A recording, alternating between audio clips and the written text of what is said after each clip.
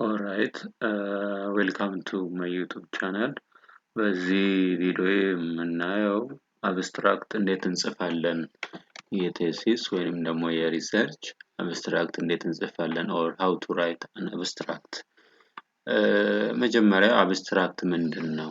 Let us see what's abstract. Abstract ስንል it's a short summary of our research paper or dissertation or it may be thesis ሊሆን ይችላል።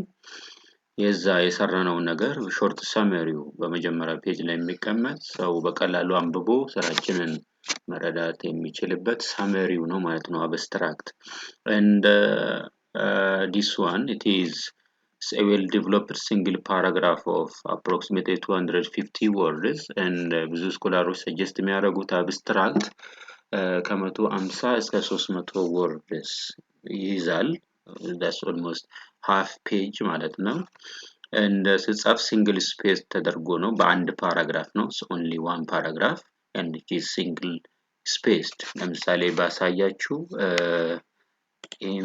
ይሄን አብስትራክት ማየት ይቻላል you see ስፔሱ ላይን ስፔሲንጉ 1 ነው 1 ላይን ስፔሲንግ is 1 and one paragraph ነው and ይሄ ቢቆጠር 150 ወርድ ምናምን ይሆናል so recommendable ከ150 እስከ 300 words መጻፍ ይቻላል እንደዚህ አይነት መጻፍ ነገር ነው አሁን ይሄን አብስትራክትን ያየልኝ ሰው የኔ ቴሲስ ምን እንደሆነ ስለምን እንደተሰራ ምን ሜተድ እንደተጠቀምኩኝ ምን ፋይንዲንግ እንዳገኘሁኝ በቀላሉ ይሄን ፔጅ ብቻ አንብቦ መረዳት ይችላል ማለት ነው ሶ ይሄኛው ነገር አብስትራክት የምንለው it's well developed and which is a short summary of a thesis or a research paper ይሄን አብስትራክት ወሳኝ ፓርት ነው ጥናቶች ሲሰሩ ፐብሊሽም ለማድረግ ለሪሰርች ኮንፈረንስ ፔፐሮቻችሁንም ለማቅረብ ይሄ አብስትራክት ወሳኝ ነገር ነው ስለዚህ አብስትራክት ላይ ያልጠመ ነገር ውስጡም አይጥምም ማለት ነው ስለዚህ ይሄ አብስትራክት የስራችንን ኳሊቲ የሚገልጽበት ነው እንዴት እንዳለፍነው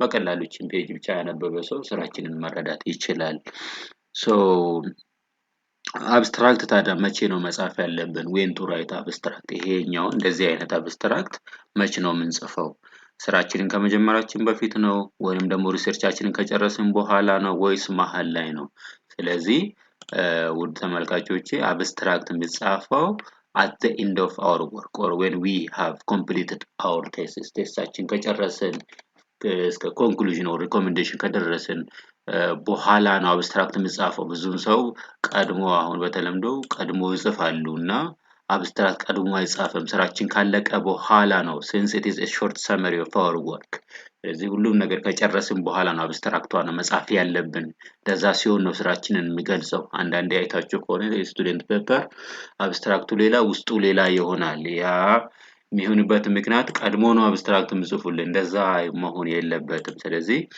ፔፐሩ ካለቀ በኋላ ነው መጻፍ ያለበት አብስትራክት so we write abstract at the very end that means when you have completed the rest of your text or the rest of your work and ሌላ ነገር abstract ለምን ይፈልጋል or when is it necessary to write abstract ለምን ያስፈልጋል የሚለው ነው abstracts are usually required for submission of articles to journal አንዳንዴ አሁን academic educators ካላችሁ maybe ደግሞ ሌክቸረሮች ካላችሁ አርቲክል ፐብሊሽ ለማድረግ ለጆርናሎች ይላካል ሲላክ እነሱ በደንብ የሚያዩት የአብስትራክቱን ነው አብስትራክቱ ላይ ይላካል አብስትራክቱ ካላማረ የስራችሁም ኳሊቲውን ያወርዳል ማለት ነው and research grantዎችን አፕላይ ለማድረግ አብስትራክት አስፈላጊ ነው completion and submission of thesis እነዚህ ቴሲሶችን የማስተር ቴሲስ ሊሆን ይችላል undergraduate thesis ሊሆን ይችላል PhD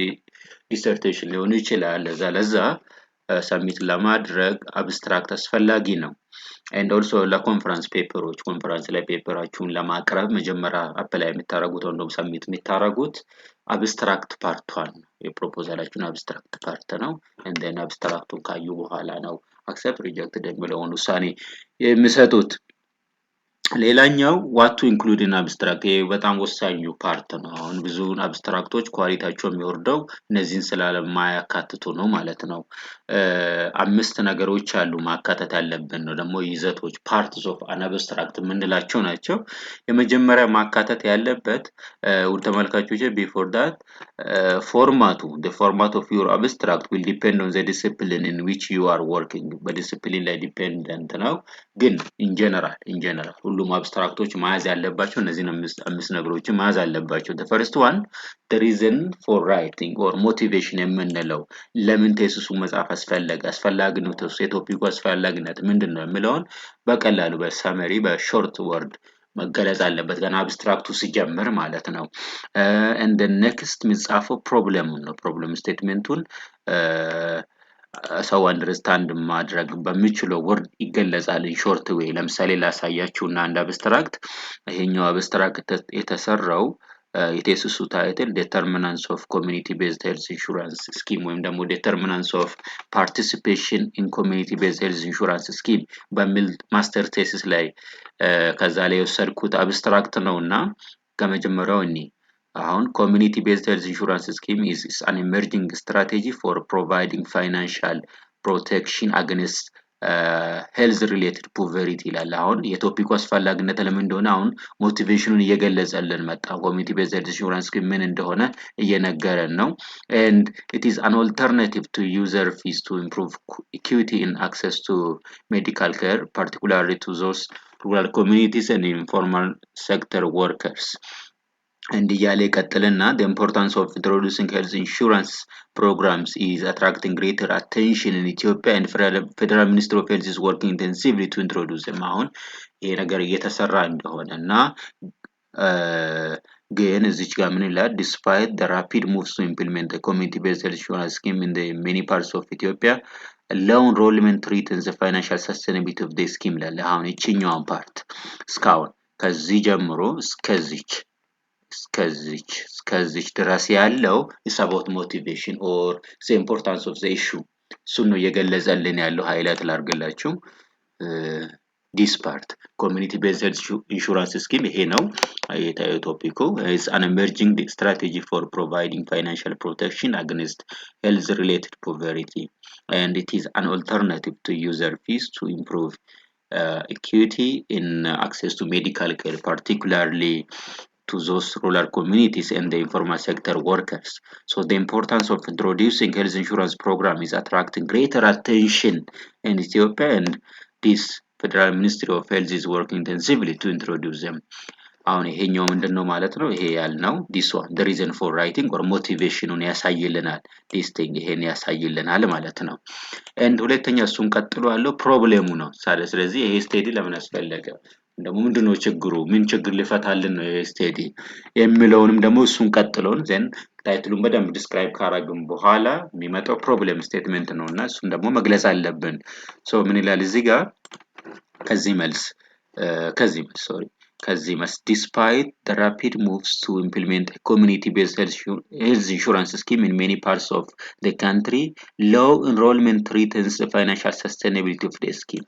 እዚች ጋር ነው ማለት ነው ችግር ያለው low enrollment threatens the financial sustainability of the scheme. በዚህ ፕሮግራም ውስጥ ፓርቲሲፔት የሚያደርጉ ሰዎች ቁጥር ወይም ደግሞ enrollment ቁጥር በጣም ቀንሷል ወይም ደግሞ ላው ነው ኤክስፔክት ካረጉት በታች ሆነዋልና ስለዚህ ለዚህም ኮንትሪቢዩት የሚያደርጉ ፋክተሮችን ዲተርማይን ወይም ደግሞ አይደንቲፋይ ያደርግልናል ማለት ነው ይሄ ስቴዲ። ስለዚህ አስፈላጊነቱ እዚህ ጋር ነው ፕሮብሌሙ ያለችው ይሄ ፕሮብሌም ስቴትመንት ይባላል። እቺን ነገር አስገብቶልናል ማለት ነው። ሶ ይሄን ሞቲቬሽኑን ገለጽን then ፕሮብሌሙን በደንብ ብሪፍሊ ስቴት አደረግን then የሚቀጥለው ነገር ምንድነው ሶስተኛው ነገር is ሶስተኛው ሜቶዶሎጂ ነው ወይም ደግሞ an approach or research approachችን ሊሆን ይችላል። አሁን ጋፑን አይደንቲፋይ አድርገናል and then እንደ ሙሉ ስቴዲው ማለት ነው የአብስትራክት የሚገልጸው so ሜቶዶሎጂ ያስፈልጋል። so an abstract of a scientific work may include specific models or approach which are used in the larger study ወይም ደግሞ main part of የጥናታችን ዋና ፓርት ላይ የተጠቀመውን አፕሮች እዚቹን ገልጻለን ማለት ነው። አብስትራክት ለመግባት አለበት። ለምሳሌ ያውኑን መልሼ ባመጣላችሁ Thus, the aim of this study was to assess determinants of enrollment in community-based insurance እስከሚለው እስከዚህ ድረስ ያለው ይሄ ፕሮብሌም ስቴትመንቱን ነው። So to achieve this objective a cross-sectional data was collected from 392 sample households, and the method of data analysis that was carried out in this study comprises both descriptive and econometric analysis. And for the econometric analysis, binary logistic regression model was used to analyze factors influencing households' enrollment in community-based health insurance scheme. እስከምለው ድረስ ያለው ይሄኛው ሜቶዶሎጂውን የገለጸበት ወይ ነው። ይሄ ሼድ ያረኩላችሁ ከዚህ to achieve this objective ከምለው እስከዚህ ድረስ ያለው ሜቶዶሎጂውን ነው የሚያሳይልን። ምን ሜቶድ ተጠቀምን፣ yes ዳታ እስከ ስንት ሳምፕል ሃውስሆልድ ከማታ ሰበሰበ፣ ምን አይነት ዳታ የተሰበሰበውን ዳታ ደግሞ አናላይዝ ለማድረግ የተጠቀምንበትን method of analysis የምንለውንም እዚሁ ገልጸዋል። both descriptive and econometric analysis። ስለዚህ ይሄ ሶስተኛው ፓርት ነው ማለት ነው የአብስትራክት ቺናይ ላይ ተላርክ and ከሜቶዶሎጂ ቀጥሎ ደግሞ አብስትራክታችን መያዝ ያለበት ፋይንዲንግስ ኦር ሪዛልትስ እንለዋለን። አንዳንዴ ግን most of the time ፋይንዲንግስ የሚለው ይስባል።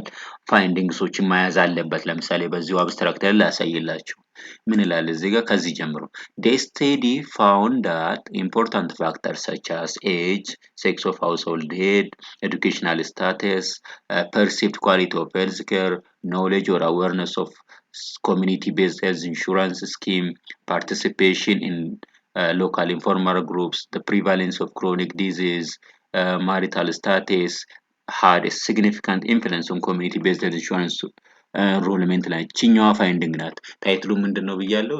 determinants of participation in community-based health insurance scheme። ስለዚህ ሰዎች በዛ health insurance scheme participate እንዲያደርጉ ወይም ደግሞ እንዳያደርጉ የሚያደርጋቸው ፋክተሮችን አይደንቲፋይ ማድረግ ነው ዓላማው የዚህ ስቴዲ። ስለዚህ ፋይንዲንጉ መሆን ያለበት እነዛ ፋክተሮቹ እንዴት አፌክት ያደርጋሉ ምን ናቸው የሚለውን ነው መግለጽ ያለበት። ስለዚህ ከዚህ ጀምሮ ያለው ከዚህ ስቴዲ ፋውንድ የሚለው ይሄኛው አራተኛው ፓርቱ ነው ማለት ነው። ፋይንዲንግን ይዟል ቺኛዋ ናት። ስለዚህ እንደዚህ አንዳንድ አብስትራክቶችን አይታችሁ ከሆነ ይሄ ነገር አይኖረውም ዝም ብሎ ጀምርና the aim of this study is ምናምን ብሎ ይጀምራሉ። ያም ትክክል አይደለም። ከዛ በፊት ስለ ታይትሉ ሞቲቬሽኑን ምናምን መገለጽ አለበት። ከዛ በኋላ ፕሮብሌሙን በደንብ ሪሰርች ጋፑን ማውራት and then ሜቶዶሎጂ ማውራት and then ከሜቶዶሎጂ ቀጥሎ ደግሞ ፋይንዲንጉን ሾርት በዚሁ መልክ መግለጽ። ከፋይንዲንግ በኋላ ደግሞ አብስትራክት መያዝ ያለበት ነገር ኢምፕሊኬሽን ወይም ደግሞ ኮንክሉዥን የምንለው ነገር ነው። ሶ እዚህ ውስጥ መካተት ያለበት ነገር how does this work add to the body of knowledge on the topic and are there any practical or theoretical applications from your findings or implication for the future research የሚለው ነውና ኢምፕሊኬሽኑ የዚህ ስቴዲ ለምሳሌ ይሄኛውን አብስትራክት ላሳይላችሁ ከዚህ ጀምሮ ነው ያለው። እሱ ደግሞ the study therefore suggested that respective bodies should concentrate on raising information about the scheme, enhancing the quality of health services offered, developing strategies to function in partnership with the local groups in order to increase enrollment level። ይሄኛው ነገር concluding ወይም ደግሞ implication ነው የዚህ study which is based on the finding implication ነው ማለት ነው። ስለዚህ ይሄን ፓርቲ ይዝልናል። ይሄ study therefore suggests that the respective bodies should concentrate on raising information የሚለው implication ነው ማለት ነው። ስለዚህ እነዚህን አምስት ነገሮች እስካሁን ያሳዩዋችሁ አምስት ፓርት አለው ማለት ነው አብስትራክት። የመጀመሪያው ምንድነው motivation or reason for writing the research and ሁለተኛው ደግሞ ፕሮብለም ስቴትመንት ከዚህ ጀምሮ ቅድም ያሳየዋለችሁ ይሄ እስከዚህ ድረስ ያለው ጋፓችንን በሾርት ዌይ የምንገልጽበት ማለት ነው ፕሮብለም ስቴትመንት and then ከዛ በኋላ ደግሞ ሜቶዶሎጂ ጋፕ አይደንቲፋይ ተደርጓል። አሁን ደግሞ ሪሰርች ሜቶዶሎጂ ውስጥ መግባት አለብን። ስለዚህ ቻፕተር 3 ላይ ያለውን ነገር ባጭሩ እዚህ ጋር አለቀ ማለት ነው ሾርት and then እዚህ ጋር ከዚህ ጀምሮ ደግሞ ያለው ፋይንዲንግ ነው ወይም ደግሞ ቻፕተር 4 በተለምዶ ፋይንዲንግ እና ሪዛልት ነው። ውስጥ ያለውን ይሄው እዚህ ሾርት ዌይ ተገልጿል ማለት ነው and then የመጨረሻው ደግሞ ኢምፕሊኬሽን ነው ወይም ደግሞ ይሄ የመጨረሻው ቻፕተር ላይ የሚገኝ ፓርት ነው። ስለዚህ አሁን ሙሉ ቴሲሱን ይዟል ማለት ነው የአብስትራክት። ስለዚህ በቀላሉ መረዳት ይቻላል። ከአብስትራክት በተጨማሪ ደግሞ ብዙውን ጊዜ ተማሪዎች ሚስ ያደርጋሉ ይሄን ነገር ኪወርድስ የምንላቸው ወይም ደግሞ የጥናቱ ቁልፍ ቃላት የምንላቸው። ለምሳሌ የዚህ ጥናት ታይትሉ ምንድነው? ዲተርሚናንትስ ኦፍ ኮሚኒቲ ቤዝድ ሄልዝ ኢንሹራንስ ስኪም ነው የምለው ኢን ኢትዮጵያ ነው የምለው። የሆነ አንድ ስፔሲፊክ ካቻቢራ ዲስትሪክት የሚል ሳውዘርን ፓርት ኦፍ ኢትዮጵያ እዛ የሚገኝ ዲስትሪክት ላይ ነው የተሰራው የጥናትና ስለዚህ አሁን ለዚህ ጥናት ቁልፍ ቃላቶች የሚሆኑት አንደኛ ዲተርሚናንትስ የሚለው ይሆናል። በአልፋቤቲካል ኦርደር ነው በዚህ ይሄ የሚቀመጠው የኪወርድስ የምንለው ነገር በአልፋቤቲካል ኦርደር ነው፣ በኮማ ይለያል። and then ባይነሪ ሎጂክ ምክንያቱም እዚህ ጋር አንዱ ኢኮኖሜትሪክ ሞዴል ለኢኮኖሜትሪክ አናሊሲሱ ይሄ ጥናት የተጠቀመው ባይነሪ ሎጂስቲክ ሪግሬሽን ስለሚል ባይነሪ ሎጂክ አንዱ ቁልፍ ቃሉ ነው ለዚህ ጥናት ማለት ነው። ኮሚኒቲ ቤዝድ ሄልዝ ኢንሹራንስ የሚለውም አንዱ ቁልፍ ቃል ነው። ዲተርሚናንትስ አሁን ዲተርሚናንቶችን ነው የሚፈልገው ይሄኛው ጥናትና እሷም ወሳኝ ናት።